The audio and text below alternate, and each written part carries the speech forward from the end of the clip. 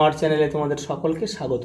আজ আমরা class 5-এর Raya Martin প্রশ্নবিচিত্রা থেকে বাংলার দ্বিতীয় পর্যায়ক্রমিক মূল্যায়নের 10 নম্বর স্কুল সলভ করব। আর তোমরা বাকিরা যে সেটগুলো দেখোনি এখনও, চ্যানেলের প্লেলিস্টে যাবে, ওখানে সব সেটগুলো দেওয়া আছে, ওখান থেকে তোমরা কিন্তু দেখে নেবে।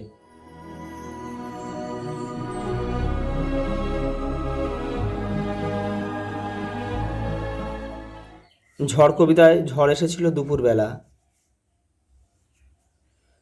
মুকুট হয়ে ঝাঁকে বেঁধেছে লক্ষ হীরার মাছ, সারা বনে শুলো। পাঠাংশে শুলো বলতে বোঝানো হয়েছে শ্বাসমূলকে। কুমির আর শিয়াল মিলে মোট চাষ করেছিল 3 বার। উভয়লিঙ্গ শব্দ এখানে সন্তান। ব্যাকরণে লিঙ্গ শব্দের অর্থ হচ্ছে চিহ্ন,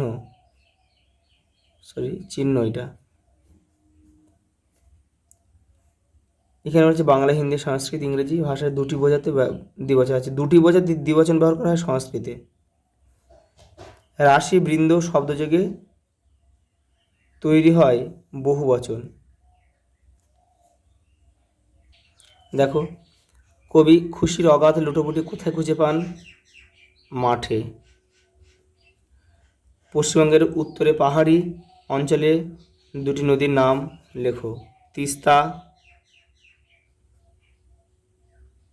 তোরসা।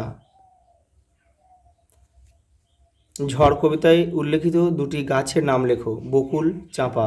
মায়াতেরও কবিতায় ঝালরের রং কেমন ছিল? রূপালি। ফণিমাংস বনের পরী নাটকে ডাকাতের বেশভূষা কেমন ছিল? কানে জবা ফুল গোঁজা, বাবরিওয়ালা।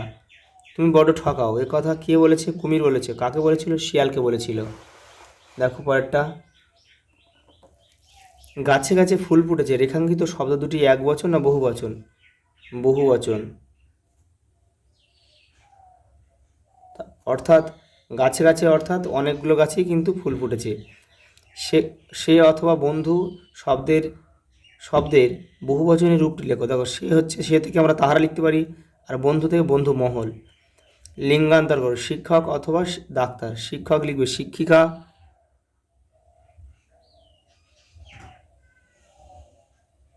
আর ডাক্তার লেডি ডাক্তার।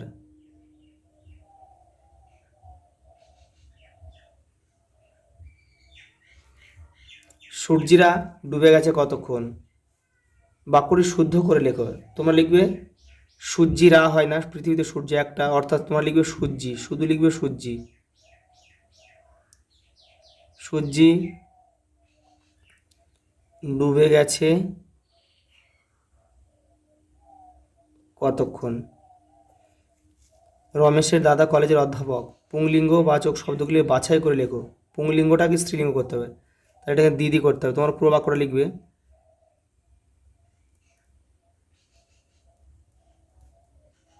রমেশের দিদি কলেজের অধ্যাপিকা।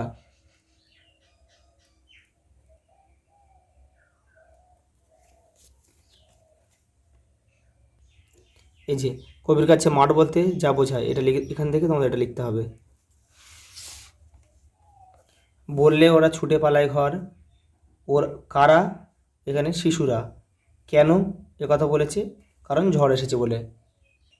এই যে, তো তোমরা এটা এখান থেকে লিখবে, এখান থেকে এটা লিখলে হয়ে যাবে।